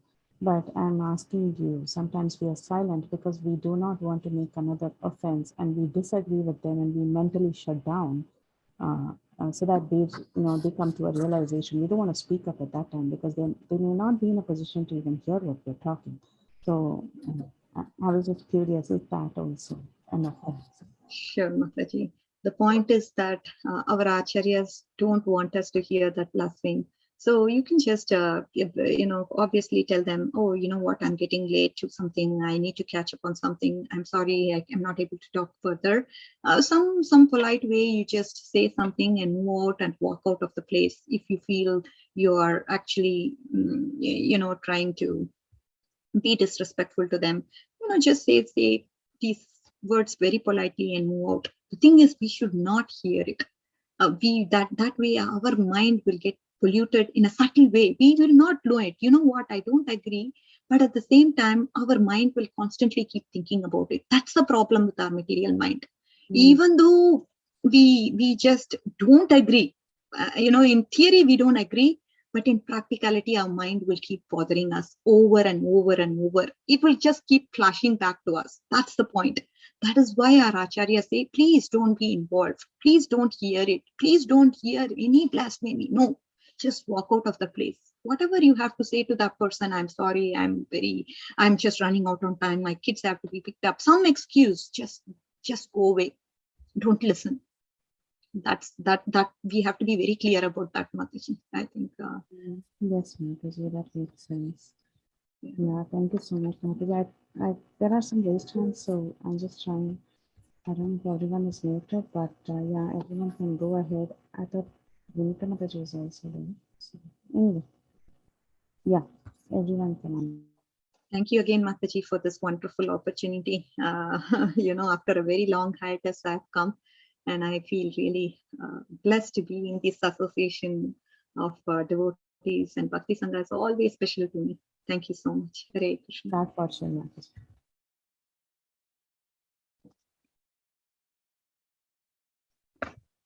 Hari Bol Radhika, Dandavat Pranam. Such a beautiful class. Actually, by the costless mercy of Sri Chaitanya Mahaprabhu, I've logged in perhaps after ages today, and I feel so blessed to listen to your class, with so much energy and enthusiasm. You were telling, all the things we must do and we must not do, and it was a great pleasure to listen to your class after a long time, and it was a great pleasure to even listen to a Chaitanya Bhagavat class after such a long time today. I'm so indebted to all the devotees who organized this call. I just had one question. Earlier in one of the slides, you showed that the atheists, do not say that you should not chant the names of Lord loudly. So I was wondering what could be the reason for it. Yeah, so when you look at our Vedas, they always see with the Hare Krishna Mahamantra, it's an exception, right? I mean, if you look at other pranam mantras, we are supposed to chant them very softly. It should be heard only to you. Even in Sri Sampradaya, when they are given the mantra, they should just not do it loudly. They have to do it only, they should be the only persons who hear it. So there are so-called learned people. They don't understand the complete essence. They don't know about what is Hare Krishna mantra, how we can loudly perform and chant these mantras. So they have half knowledge, because of which they just obviously want to put down the devotees and tell them their perspective that this is what you should do, like that. I hope you get the point, Mataji. So certain mantras, if we get it from the Vedas, we have to actually chant it only. We should be able to hear it and should not be loud. So there are definitely constraints with regards to chanting of the mantras, and people with half knowledge, if they don't understand about the Hare Krishna Mahamantra, then they can misconstrue that.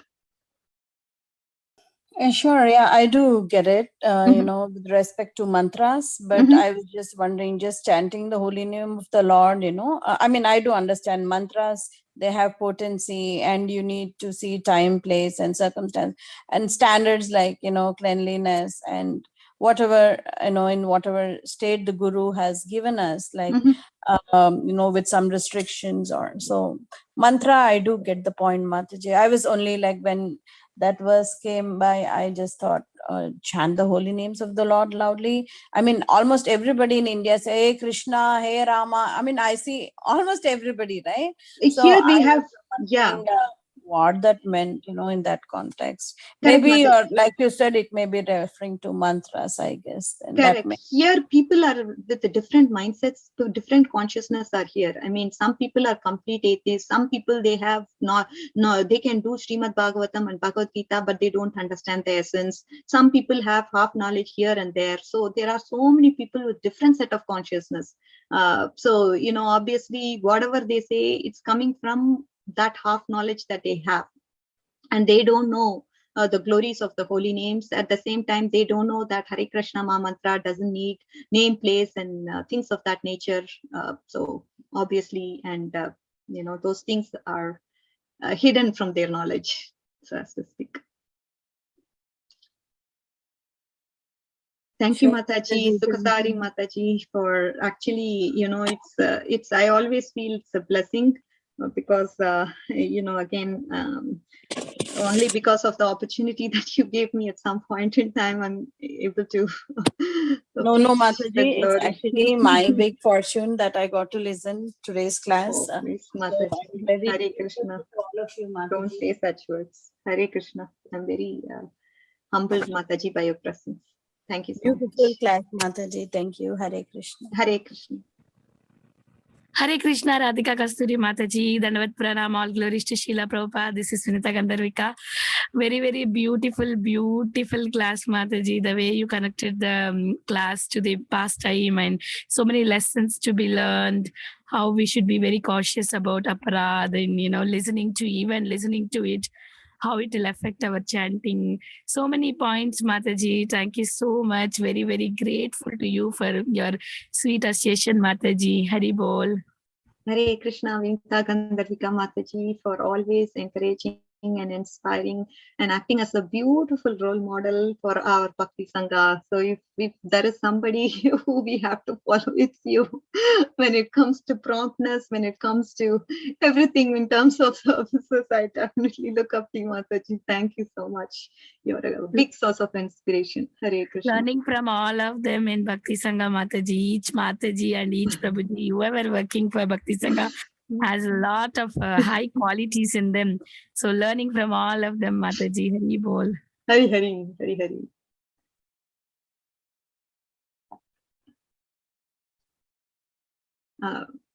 I think Gail Mataji has a question.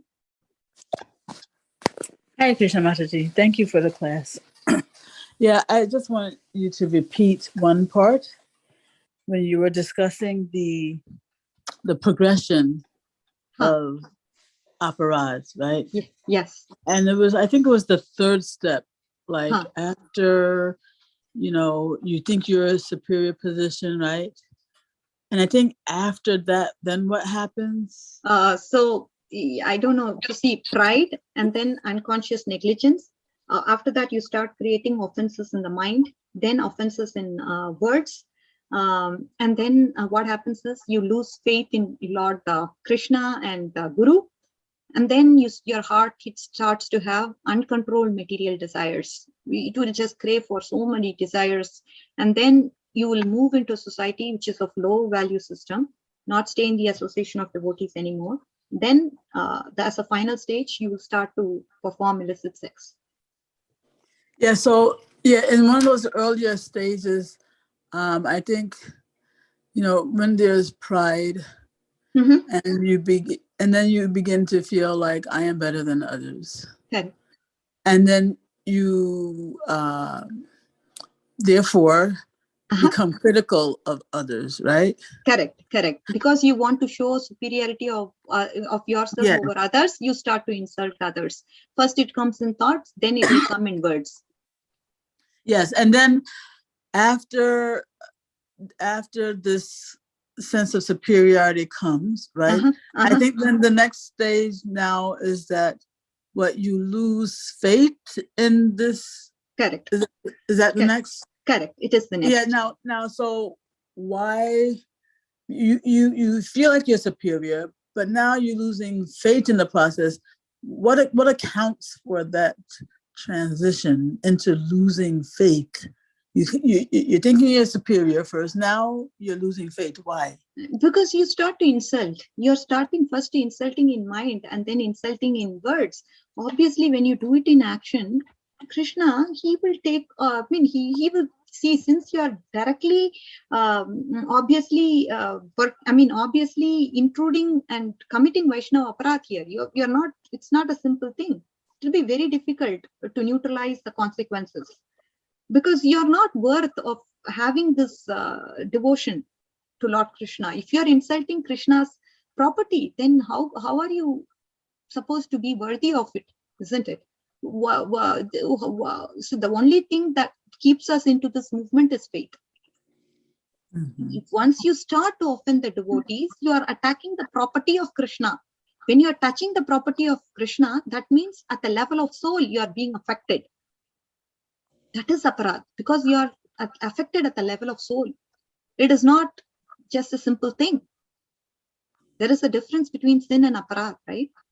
Say, for example, aparad, there is, say, for example, you progress in devotional service, so say 60 units of devotional service, you progress. When you start making an offense, when you start making aparad, what happens? You actually start losing that 50 units. That 50 units becomes 40 units, and your progress to devotional service becomes steeper. When you start to make a sin, your progress to devotional service becomes steeper, but it doesn't affect what you have. 50 remains 50. But when it comes to aparad, 50 becomes 40. And slowly it becomes 30. Slowly it becomes 20. Slowly you lose everything what you have. This is the extent to which aparad can take you. Very, very careful we have to be when it comes to especially Vaishnava Ninda, Guru Ninda, all that. Very, very careful.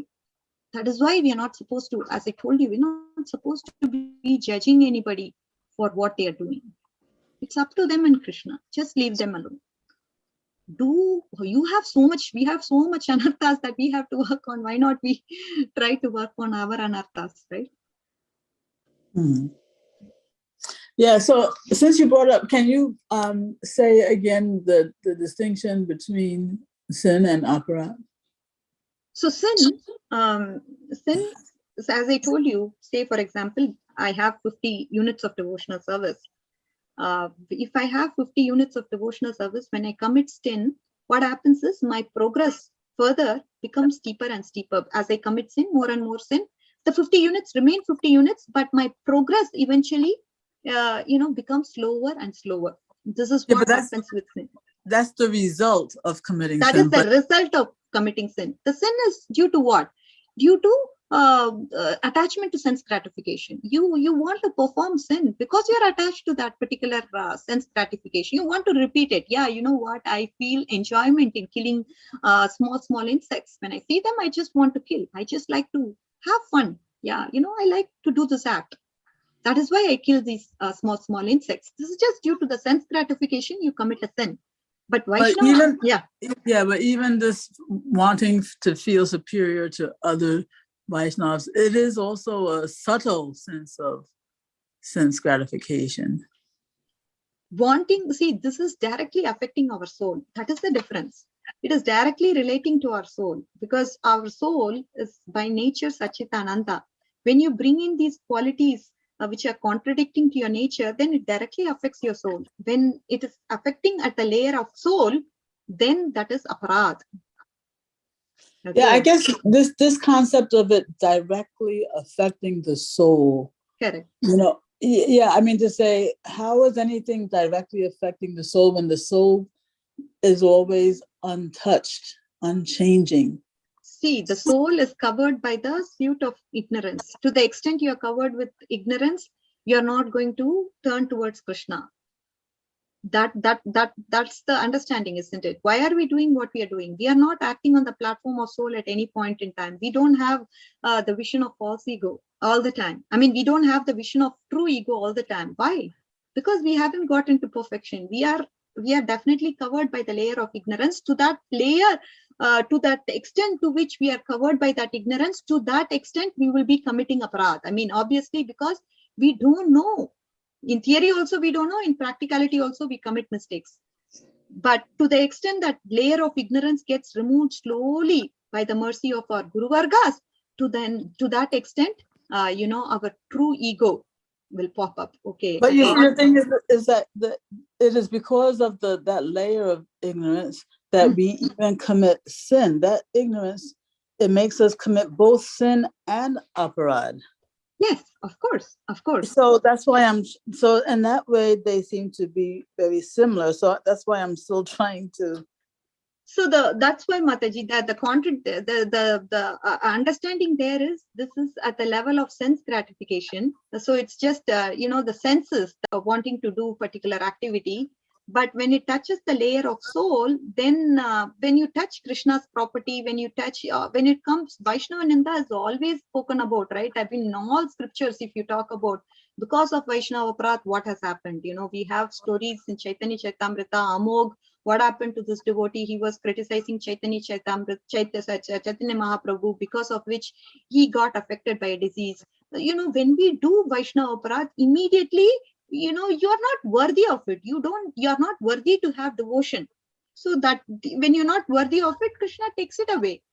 Because you are not able to utilize it. When somebody gives you, take care of this very carefully. When we start misusing it, obviously Krishna is going to take it away. Even with sin, we are not given the liberty to perform this action of sin. The progress becomes steeper and steeper.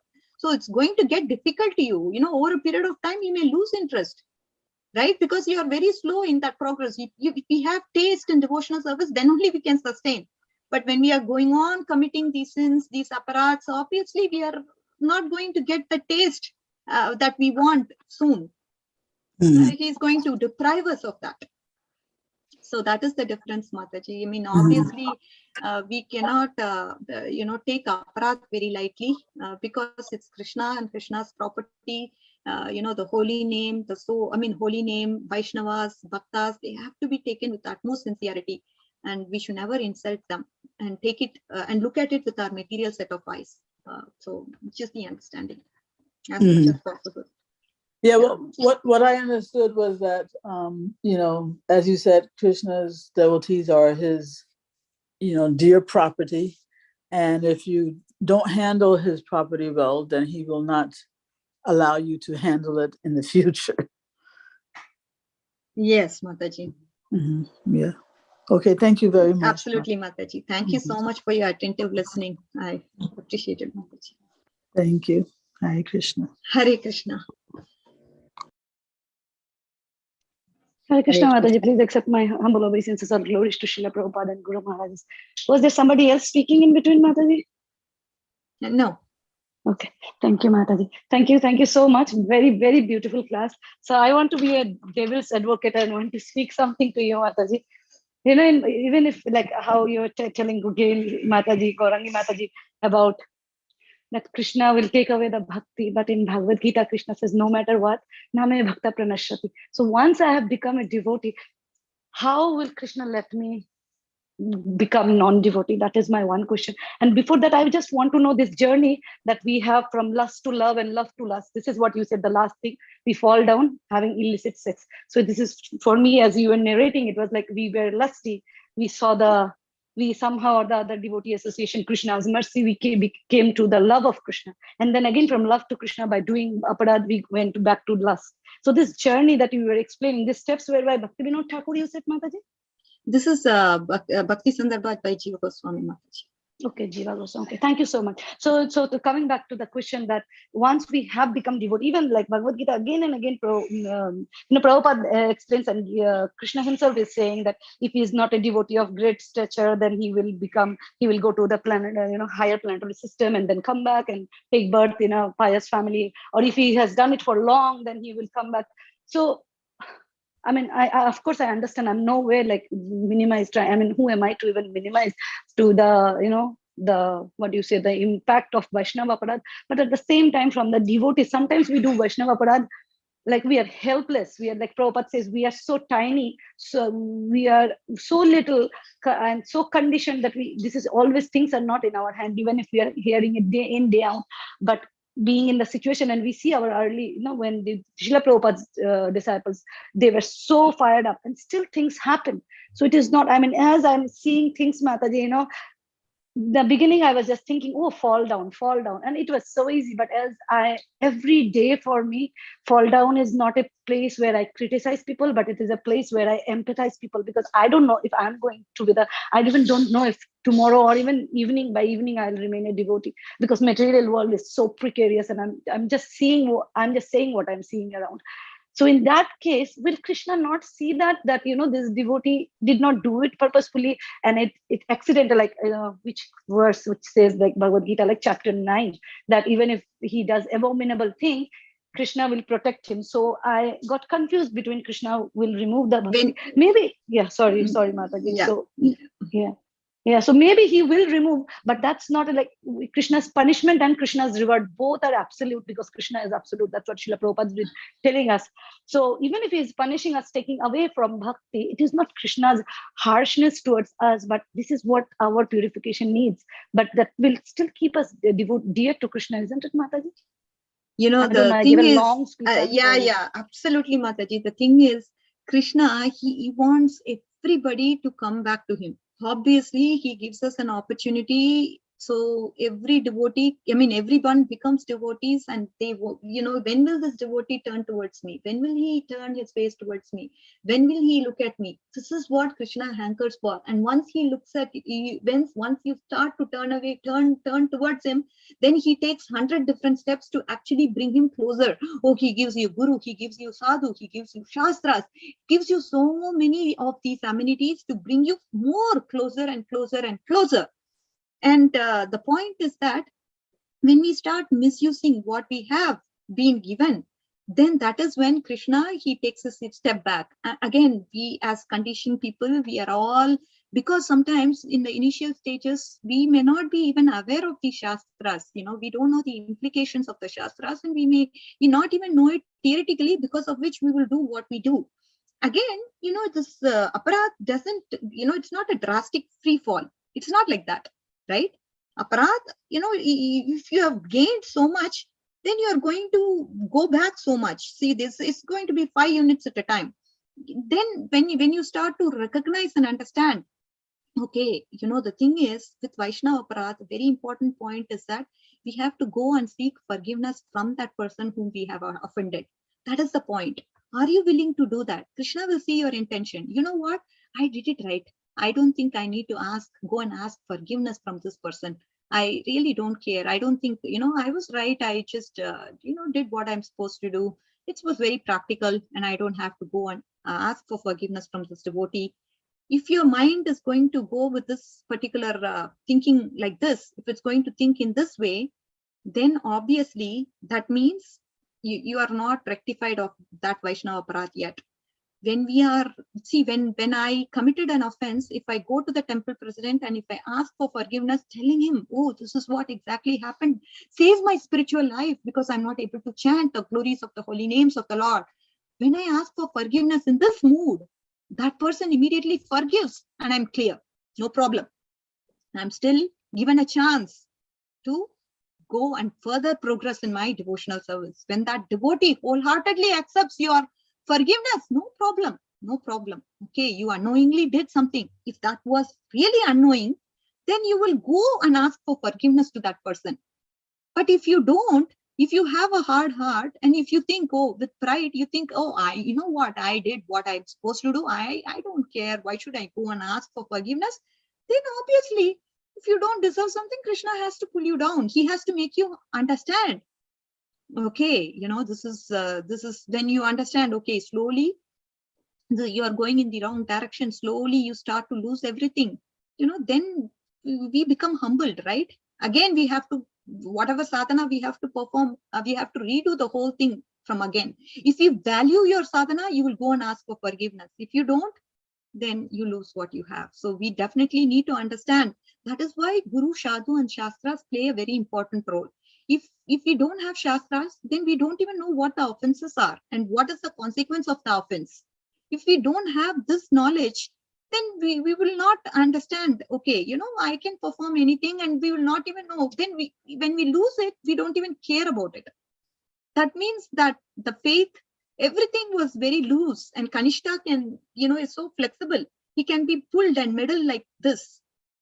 Given that scenario, we have to strengthen that faith with Guru, Sadhu and Shastra. It's very important. The Shastra has to be strong. Otherwise, we'll be bent easily, and otherwise we will commit a lot of aparats unknowingly also, and we will not know where we are leading to, right? Yeah. So that's the point, Mataji. Thank you so much, Mataji. Yes, Mataji. Thank you very much, Mataji. Hare Krishna. Does anybody have any question, Mataji? Otherwise, I say thank you very much, Mataji. So much instructive class, and to my mind and to me, especially my consciousness, because in connection of the Mataji's question, I have to ask one question. I need to ask one question, that if you do something negative thinking for such a devotee one, and then in the second minute you're aware and say, oh, this is not good, this is a Vaishnava aparadh, and you don't go to her or him, and so, and you just awake by yourself. So what kind of aparadh is it count in aparadh, Mataji? It is not. It is not. In level of thoughts, no problem. At the level of thoughts, no problem. It's okay. Yeah. You thought it and But you just immediately took it away from your heart. Yeah. No problem. As long as it's thoughts, absolutely not a problem. When it comes, that thought becomes action, that's when it becomes a problem. That's when you actually committed an aparadh, and you should go and ask for forgiveness no matter what. Yeah. We should never let our false ego come in between us and tell us, no, you are good, you are great, you're such a great devotee. That devotee is only, he's 10 years or lesser than you in devotional service. No, don't let your mind take over and control you. Go and ask for forgiveness if you did. Because so many times I am thinking in my mind that, did I do the Vaishnava aparadh, even though I just awake right Kali away. Yuga, people are excused. If you commit aparadh in mind, no problem. Krishna has been so merciful. And then I just give forgiveness. I just get to Krishna, and that Krishna, I did this one by my mind, but I shouldn't do like that. And then I just awake. So is it okay, right, Mataji? Yes, no problem. In the be mind, careful next time it doesn't happen to anyone, right? Correct. The thing is, the soon the mind turns into action. Whatever thoughts we have, it turns into action. So we have to be very careful. As soon as the mind thinks like this, immediately go and pray to the lotus feet of Krishna. Please, Krishna, take away this thought from me. I don't want to think harm to any person. I want to chant an extra round for this person because I'm thinking like this. I want to, let him get the spiritual credit. Like that, when we start to do things that are actually opposing opposing this particular idea or thought, then Krishna will be satisfied. When we do actually start to think good for that person and pray to the lotus feet of Krishna, please, I really don't want to have such a thought or intention. I just want to serve you and focus on you. Please help me. And, in that process, in the mood of surrender, when we pray, obviously Krishna is so merciful and he will definitely help you. Another thing is, you can go to Vaishnava, reveal your heart to the Vaishnava confidentially, and that Vaishnava will be able to help you out, come out of it. When we share our heart to Vaishnavas, then the burden becomes less and they will be able to guide us in a proper way. That's another way. Thank you, Mataji, so much. Please accept my humble obeisances. All glories to Srila Prabhupada and all glories to you, Mataji.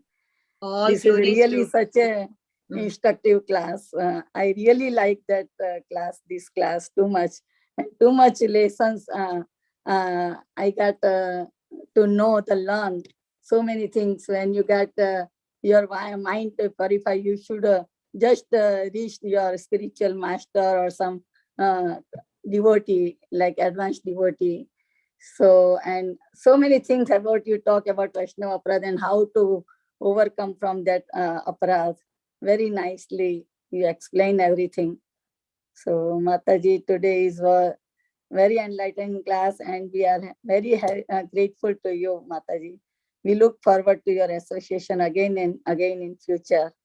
And if nobody have any question and if you have your permission, we can close our call, Mataji. Vancha kalpatarubhyascha kripa sindubhya eva cha patitanam pavanebhyo vaishnavebhyo namo namaha. Shri Caitanya Bhagavata Ki Jai, Srila Prabhupada Ki Jai, Her Grace Radhika Kasturi Mataji Ki Jai, Hari Bol. Hari Hari Bol. All glories to the assembled devotees, all glories to Sri Guru and Gauranga. Srila Prabhupada Ki Jai. Hare Krishna. Hare Krishna.